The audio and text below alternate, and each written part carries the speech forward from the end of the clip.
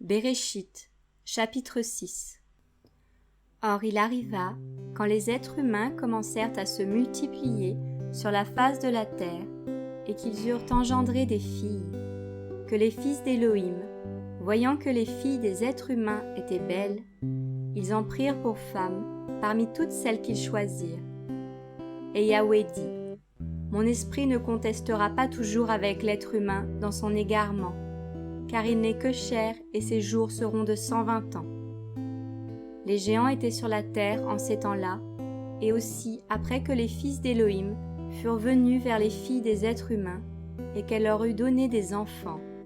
Ce sont ces puissants hommes qui, dès les temps anciens, furent des gens de renom. Et Yahweh vit que la méchanceté de l'être humain était très grande sur la terre, et que toute la structure des pensées de son cœur n'était que mal en tout temps.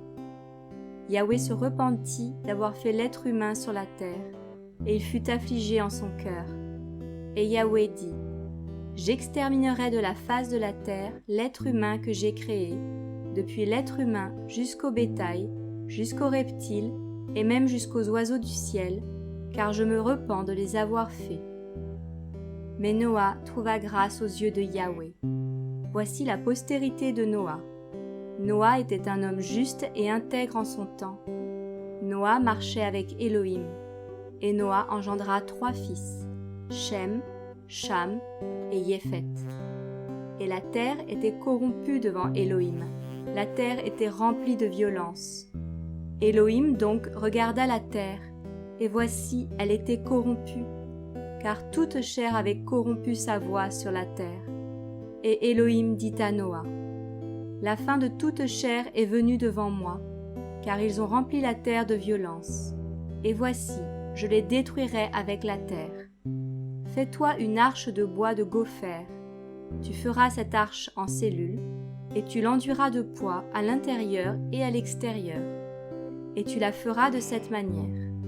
La longueur de l'arche sera de 300 coudées, sa largeur de 50 coudées, et sa hauteur de 30 coudées. Tu feras une fenêtre à l'arche, et tu l'achèveras une coudée plus haut. Tu mettras la porte de l'arche sur le côté, et tu feras un étage inférieur, un deuxième et un troisième. Et voici, je ferai venir un déluge d'eau sur la terre pour détruire toute chair dans laquelle il y a souffle de vie sous les cieux. Tout ce qui est sur la terre expirera. Mais j'établirai mon alliance avec toi, et tu entreras dans l'arche, toi et tes fils, et ta femme, et les femmes de tes fils avec toi.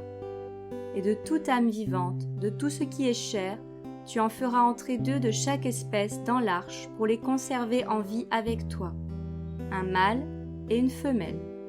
Des oiseaux selon leur espèce, des bêtes à 4 pattes selon leur espèce, et de tous les reptiles selon leur espèce. Ils y entreront tous par paire avec toi, afin que tu les conserves en vie. Et toi, prends de toute nourriture qui se mange, et tu la recueilleras près de toi. Cela te servira de nourriture ainsi qu'à eux. Et Noah fit selon tout ce qu'Élohim lui avait ordonné. Ainsi fit-il.